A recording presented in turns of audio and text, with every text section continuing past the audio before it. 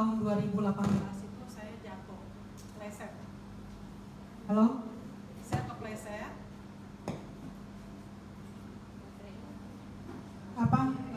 Pinggul saya jatuh ke lantai, kemudian tangan saya yang kiri ini menyangga gitu. Tapi waktu pas kejadian jatuh itu, yang saya fokusnya ke tangan, karena tangan saya langsung gede, bengkak, jatuh. Saya nggak fokus ke pinggul, tulang ekor dan pinggang. Cuma terasa ngilu ada. Singkat cerita, itu langsung dipijit sama saya. Kejadiannya itu kecelakaannya, keplesetnya itu di SMA 55 di sekolahan teman saya, kepleset.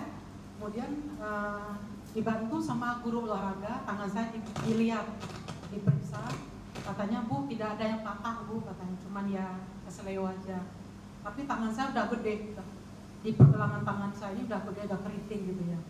Kemudian saya makin lama makin sakit, udah dipijitin sama guru olahraga, tapi saya masih merasa sakit tangannya. Terus saya nggak berani pulang ke Bogor. Terus saya nginep di rumah klien saya di Saharjo. Dia punya salon. Nyampe di situ, tangan saya ini tambah sakit gitu loh. Terus saya bilang sama teman saya, Bu tolong cari dong tukang pijit. Akhirnya namanya tukang salon, dia punya tukang pijit salon kan.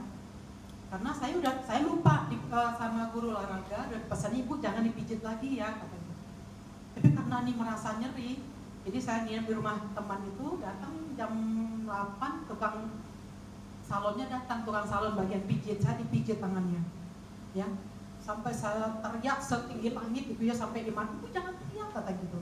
Akhirnya mulut saya disumpal pakai kain waktu dipijit itu. Ya, kiri kanan. Nah singkat cerita setelah dipijit, pulang saya istirahat. Besok pagi tangan saya makin gede, warnanya warna-warni merah kuning hijau sini. Jadi ini sampai sekarang masih ada fotonya saya simpan. Jadi tangan saya segede balok, gitu loh. Nah di situ saya harus pulang gitu loh, saya harus pulang ke Bogor. Terus tangan saya udah dibantu sama teman saya pakai selendang gitu, begini. Nah saya kan pulangnya naik kereta di Tebet. Waktu saya mau naik kereta kan harus melangkah begini ya, nggak bisa dibantuin sama penumpang yang lain sama petugas. Nah terus akhirnya saya duduk di tempat yang khusus tuh di kereta.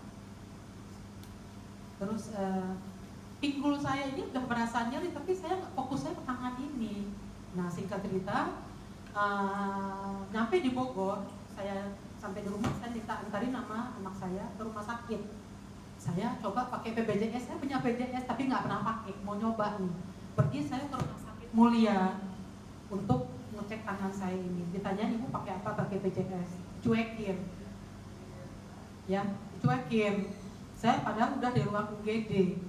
Nah habis itu saya tanya, loh suster saya gimana kok tadi panggil? Oh iya Bu silakan masuk ke ruang UGD. Ditidurkan sayanya. Lama gitu nggak dilayani juga. Terus saya teriak suster gitu. Datang susternya, datang Bu. Suster mana dokternya, kok saya dari tadi dicuekin gitu. Oh iya bentar kata gitu. Nggak lama datang dokternya. Dilihat tangan kenapa Bu? Bilang jatuh gini. Terus jawabannya apa? Sebentar ya Bu katanya. Sebentar ya. Terus dokternya nggak balik lagi, saya nungguin lagi gitu. Akhirnya saya keluar aja, saya cari susternya. Suster, ini gimana? Saya tadi dokter udah ada tapi saya belum diperiksa. Oh gini Bu, Ibu kan bilangnya Ibu jatuhnya bukan tadi tapi kemarin, nggak bisa pakai BPJS Bu. Jadi Ibu kalau mau periksa sini bayar katanya. Bayarnya berapa? Dokternya sekian, obatnya sekian. Saya nggak mau, ya udah nggak usah deh Dok. Akhirnya saya keluar, saya pindah ke rumah sakit PMI Bogor, ya. Langsung saya ke UGD. Tangan saya kan, tangan saya tuh udah segede banget, udah dipasangin papan nama anak saya, ya. Terus kata orang UGD PMI, kenapa Bu? Saya jatuh kepleset. Kapan? Tadi saya bilang gitu aja. Kalau saya bilang kemarin, saya mungkin nggak laku juga BPJS-nya. Tadi saya bilang lagi gitu, gimana di Jakarta, wis. Itu udah langsung saya dilayani. Singkat cerita proses bata-bata, saya langsung dibawa ke ruang ronsen. Tangan saya di ronsen, tangan doang. Yang ini pinggang saya nggak saya fokuskan gitu loh. Nah singkat cerita hasil dari ronsen itu tidak ada yang patah, cuman ada keseleo aja gitu. Nah habis itu singkat cerita saya pulang dari PMI kasih obat buat 3 hari, tangan saya tetap tambah gede ya. Nah habis itu berapa lama berikutnya tuh saya pernah naik motor kemudian jatuh lagi, kena lagi pinggul. Ada 3 kali saya jatuh di pinggul ini, tapi tetap saya merasa nggak saraf kejepit. Habis itu udah lama tiba-tiba kan corona ya. Pas corona tahun 2020 saya nggak kerja, saya kerja di rumah aja. Kok baru berasa itu tulang ekor saya itu. Nah terus saya berobat kemana-mana, dipijit lagi, beli korset dan segala macam. Pokoknya saya udah habis banyak. Kalau di rumah sakit hanya di terapi 3 bulan. Di terapi itu dipanasin doang. Di rumah sakit BMC 3 bulan, di rumah sakit Mulia 3 bulan. Nggak ada efeknya. Kemudian saya beli korset, ada korset itu harganya 8 juta, ada yang 5 juta. Kemudian korset buat tangannya saya juga beli, nggak ada efeknya gitu loh. Nah terakhir saya berobat ke rumah sakit Mulia, malah saya disuruh operasi sama dokternya. Katanya ibu udah 3 bulan di terapi kok nggak sembuh gitu. Ibu saya kasih istirahat dulu, ini obat ambil, bulan depan ibu kasih ini lagi katanya. Jadi ibu nanti kita di MRI, habis itu dioperasi. Singkat cerita saya pulang, obat itu saya nggak makan 1 butir pun. Sampai sekarang rumah tuh obat itu masih ada gitu ya. Habis itu akhirnya udah saya nggak mau lagi ke dokter, saya biarin aja. Saya duduk itu sakit loh. Saya duduk sakit, berdiri lama sakit. Saya sholatnya duduk ya. Saya begini-gini tuh nggak bisa, sakit banget ya. Saya nggak cerita. Tiba-tiba tahun 2021 teman saya Ibu Lina ini yang guru SMA 55 kirim video, kirim testimoni dari September, Oktober, November, Desember, kirim testimoni macam-macam penyakit. Ada yang stroke, ada yang kanker, ada yang macam-macam deh gitu ya. Saya lihat aja tapi nggak saya respon. Kenapa? Kalau saya respon pasti saya suruh beli. Tuh, saya duitnya udah habis banyak berobat sebelumnya. Karena saya lihat harganya juga ini yang menurut saya udah males gitu, udah capek gitu. Nah itu singkat cerita, bulan Januari karena saya nggak ada respon ini, jadi Ibu Lina ini telepon saya awal Januari, Bu Nova ada di rumah nggak? Ada, di mana ke rumah reunian dulu sebentar. Nah waktu Ibu Lina datang ketemu saya, badan saya gede. Saya selama corona karena nggak kerja ya, kerja di rumah aja, badan saya gede. Saya berat normal saya itu sebetulnya 56, 57 lah ya, langsing gitu. Tiba-tiba badan saya itu 70, gede. Semua pakaian saya ganti, nomornya ganti. Jadi koleksi saya yang lama nggak saya dipakai. Jadi saya selama corona tuh belanja online, beli yang ukurannya lebih besar. Ya, celana saya biasa pakai 33, ganti 34, 36, bilang lah, gede. Tapi saya nggak biasa aja gitu loh. Ibu Lina yang bilang gitu. Nah kakak saya juga pernah lihat badan saya gede. Dia bilang kayak gini, Nova badan kamu kok bisa begitu katanya. Di keluarga kita nggak ada turunan kayak gitu, dirawat badannya katanya. Sebelum saya Lina datang gitu. Jadi badan saya memang gede gitu loh. Di situ singkat cerita, Bu Lina datang, akhirnya menceritakan masalah Alora ini. Dalam hati saya, Bu Lina pasti saya suruh beli. Saya udah deg-degan karena duit itu udah nggak ada. Udah habis banyak saya bukan. Yang 8 juta, 10 juta saya punya loh korsetnya, nggak ada efeknya. Jadi saya udah malas gitu loh. Nah terus Ibu Lina datang itu, nah itu coba pakai Alora Pen gini-gini. Saya judulnya nolak. Saya bilang gini aja, udah banyak udah cerita Ibu Lina. Bu Lina gini aja deh, nanti aja deh akhir bulan gitu loh. Emang kenapa? Duit saya belum ada. Terus Bu Nova sakit saraf kejepit itu 3 tahun, saraf kejepit saya 3 tahun. Nanti saraf kejepit itu kalau nggak disembuhin nanti lama-lama bisa ngerempet kemana. Uang 5 sekian gitu, nggak nyesel. Gitu. Jadi itu yang saya alamin ya. Itu Januari ya. Kemudian saya pakai terus. Saya nyucinya seminggu sekali, 10 hari sekali saya cuci.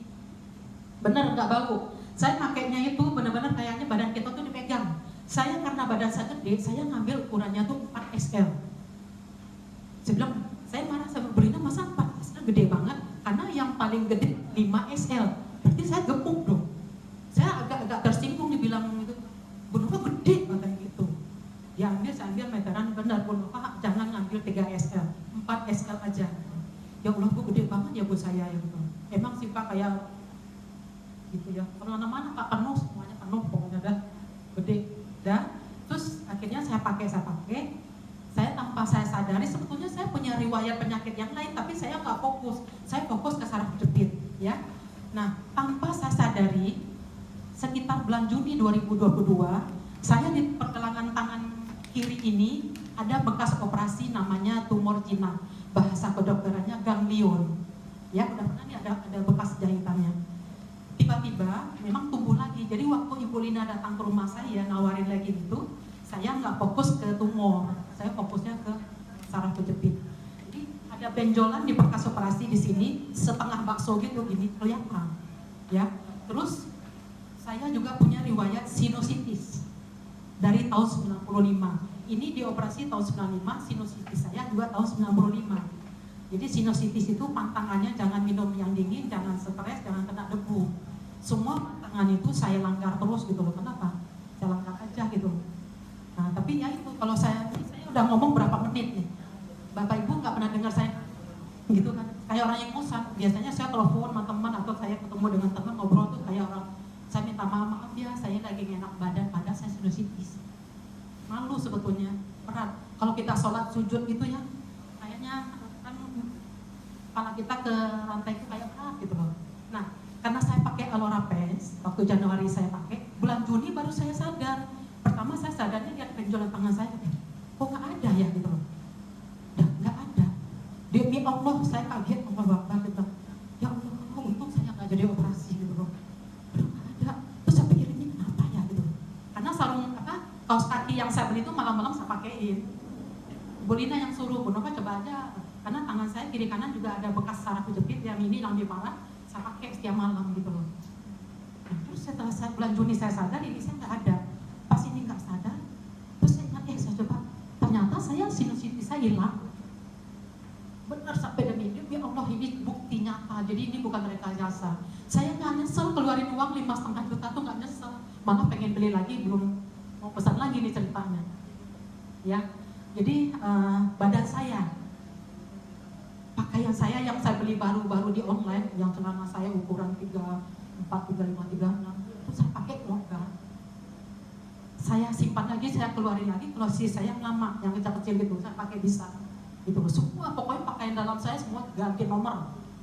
Nah, ternyata setelah pakai itu saya kok badan saya kira badan saya habis ini gara-gara bukan masalah makan saya bebas. Tapi saya pikir oh iya ya, saya lihat lagi tuh testimoni, oh iya ya, ada orang berat badannya sekian dalam waktu sekian badannya turun. Jadi saya dari 68, 69, 70, setelah saya sadar tuh timbangan saya 62 loh. Timbangan saya 62. Beda berapa bulan jadi 60. Kemudian waktu berat badan saya 68, ada di Bogor tuh ada semacam kayak tes kesehatan gitu ya, tes darah segala macam. Itu saya ikutan di lapangan Sempur di olahraga. Terus saya tes darah, sebelum tes darah segala macam itu saya timbang dulu badan saya. Terus kata si dokter, ibu beratnya 68. Dia ukur pinggang saya. Masih ibu belum ideal katanya, masih kegemukan. Gemuk gimana? Saya bilang, iya di perut karena diukur. Jadi perut saya ini masih agak gede gitu. 68 aja berat badan dengan tinggi badan saya tidak seimbang, tergolong gemuk. Jadi harusnya aja minimal ibu harus kurangi 2 kilo lagi. Jadi harus 66 gitu. Nah sekarang ini kalau nggak salah 65 apa 66 badan saya. Ini jalannya udah melayang-layang lagi. Waktu badan saya gede berat susah ya. Mau duduk susah, mau ngomong ngos-ngos gitu ya. Itu saya ngalamin ya Allah. Gak ada turunan saya badan gede gitu. Nah jadi saya ngalamin seperti itu. Jadi buat teman-teman ya, dengan produk Alora ini yang datang pada saat ini, butuh nggak butuh pakai aja, karena kita riwayat kesehatan kita di dalam kita nggak pernah tahu. Saya kan nggak fokus berobat ke sinusitis sama tumor, tiba-tiba hilang aja. Tumor saya itu kan sini bengkak ya, di telapak kaki saya numbuh lagi loh waktu itu. Terus saya periksa semuanya nggak ada. Ya, nah terus satu lagi, setelah badan saya udah enteng, badan saya udah ini lagi, kemudian saya bolong-bolong makainya, nggak saya pakai. Nah tiba-tiba kaki saya sebelah kiri ini sakit, tumit paling bawah ini kalau saya injak lantai itu sakit. Jadi saya turun dari tempat tidur dari lutut sampai ini tuh sakit gitu. Saya telepon Bu Lina, ini kenapa lutut saya kok diinjak ke lantai kok sakit? Bu Nova pakai nggak Alora Pen? Udah saya bolong-bolongin, pakai terus katanya, marahin, pakai aja terus katanya. Itu ada 3 bulanan lutut saya itu sakit. Saya bawa ke puskesmas, saya konsultasi sama dokter. Dokter bilang ini ibu nggak, saya nggak bisa nebak ibu lututnya apa? Lutut ibu, lutut apa sih? Lutut ya. Tumit, maaf, lututnya di sini ya, maaf. Tumit ibu itu nyeri itu apa enggak, saya nggak bisa tebak, harus dites darah katanya. Ibu entah asam urat, entah apa katanya. Ya udah. Ibu minggu depan balik lagi katanya. Saya pakai BPJS puskesmas. Nggak balik, saya malas gitu loh. Saya namanya diambil darah itu, namanya tes darah kan diambil. Saya takut dengan jarum suntik. Apalagi dia ngeliat jarum suntik ambil darah itu kan gede. Nggak balik saya ke puskesmas gitu loh. Terus benar. Jadi celana legging itu saya pakai lagi. Setiap hari olahraga saya pakai. Kaos kaki juga saya pakai gitu loh. Terus tanpa saya sadari, sekarang udah nggak ada loh. Berapa bulan ini saya udah nggak pakai lagi. Nah sekarang yang punya saya tuh akhirnya saya beli lagi sama Ibu Lina baju ya. Baju saya beli sama boxer. Nah boxer itu karena Ibu Lina nih ngasih saya 4 SL, boxernya dikasih 3 SL. Pas saya pakai kegedean. Kalau legging yang 4 SL yang saya pakai itu kan saya udah kurus nih. Tapi dia ngikutin badan saya, dia tidak melar, ngikutin. Gitu ya. Ya oke. Terus saya pakai. Nah, tapi sama rasa badan saya udah nyaman, saya udah nggak butuh lagi ceritanya, nganggur aja tuh. Tiba-tiba ada saudara saya telepon, dia punya penyakit. Saya cerita kalau orang itu, aduh pinjam aja deh punya kamu, saya nggak punya duit. Saya kirimin. Jadi kaos, boxer, legging sama kaos kaki 1 pasang saya kirim, saya paketin. Cuma saya pesanin cara paketnya begini, cara nyuci begini, gini-gini. Jangan sampai ada yang sobek. Pokoknya itu barang mahal. Kalau nanti udah sembuh kirim lagi ke saya. Seperti gitu loh. Nah sekarang kaos kaki tinggal 1 pasang di rumah saya. Jadi kan saya beli kaos kaki 2 pasang. Gitu loh. Nah saya kirim itu sekarang ke nanti saudara saya udah sembuh, kirimin lagi. Nanti kalau memang saudara sembuh nanti saya testimoni lagi gitu loh. Jadi buat teman-teman yang hadir pada saat ini butuh nggak butuh, beli aja, pakai aja, karena kita nggak tahu dalam tubuh kita tuh punya penyakit apa gitu loh. Ya itu aja yang bisa saya ceritakan. Mudah-mudahan bisa pengalaman saya bisa bermanfaat buat teman-teman. Gitu aja ya. Terima kasih. Selamat sore. Assalamualaikum warahmatullahi wabarakatuh.